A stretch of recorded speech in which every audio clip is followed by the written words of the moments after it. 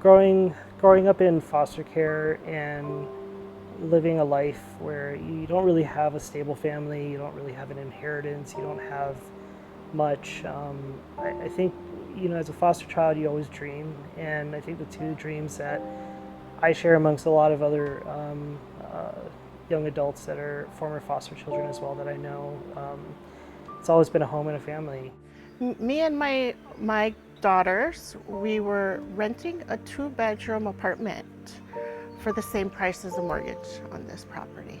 We've moved a few times over the years, not knowing, where the next affordable, available property would be. Well, I always thought that homeownership would never be achievable. Like, I never thought that I would be a homeowner or that we would be able to own a home. Chris and I come from poverty. I came from foster care. No one in our situation believes that homeownership is possible. And I think that no one gave us hope. And that's what Hawaii Homeownership Center did for us to start. I tried to get a mortgage through an acquaintance, and she told me it's going to take too much time and effort for her to do it. Because it was such an entry-level property, and the complexity of the loan and my complexity of me qualifying, she just said, sorry, can't help you. We had heard about the Hawaii Homeownership Center through the nonprofit that I worked for at the time. I learned about what services Hawaii Homeownership had to offer. I gave it a try. I signed up for classes. It hooked me in, and I knew this was the right place to be. I knew that this is going to be where I could at least get grounded to figure out what our next steps are going to be. And I came home that afternoon and I told Chris all about it. And I said, Hawaii Homeownership Center, this is what I experienced, this is what they can do for us. We know that we have goals. I think this is the right place to start.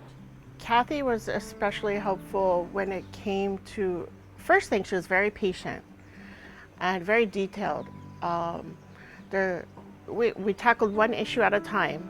There was one late payment that was really holding us back. And she's like, okay, well, I'll call you in 6 months. Once that late payment is off of your record, we'll start again.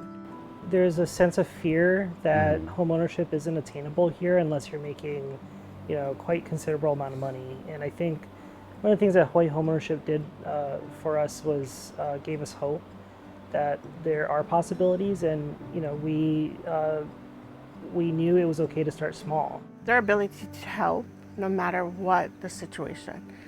It didn't matter the obstacles or the complexity or the entry-level price. I didn't feel like I was taking up their time. I felt like a priority. The homeownership was the first step, and then we decided after that let's continue to be selfish. Let's get married, and so my cousin, who is ordained, came over with his wife and married us in our backyard. And it was a beautiful sunset, and what we realize is marriages are typically more about the family and your friends than yourselves. And what made that special was not just that it was in our own home, but it was really, our home really became the gathering place to celebrate the way we wanted to.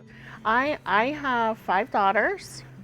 When I purchased this home, I definitely had all of my children in mind.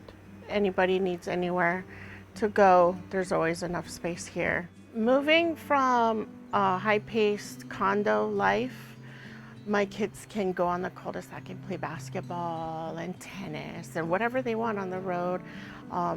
Basically, all of the families know each other. All of the kids play together over here. And they all can come in and get a popsicle and run out, and and we're safe down here at the end of the cul-de-sac. So yeah.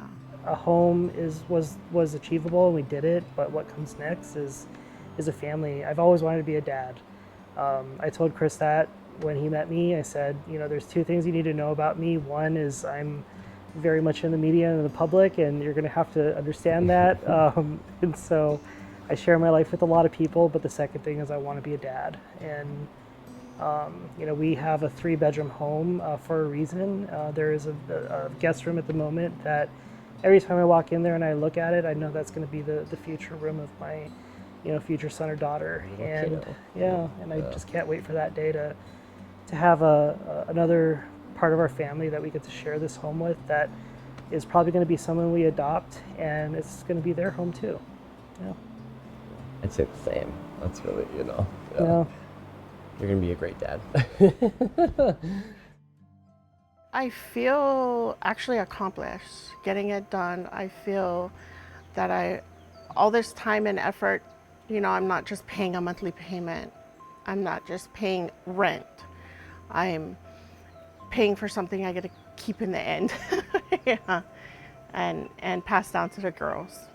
I guess it's not just the pride that you get and that you take in, doing things around your house when it's yours compared to when it's a rental. But yeah, you have those moments sometimes where it's kind of like, oh yeah, this is mine, not somebody else's that I'm paying them for, so. My favorite aspect of owning the home is feeling of permanence, of security, and basically just a future, an unquestionable future. Yeah. Home for us has been definitely safety, but it's also been building our hope.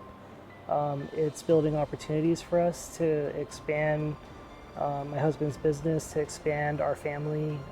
It's also a place that we get to share with the people that we love.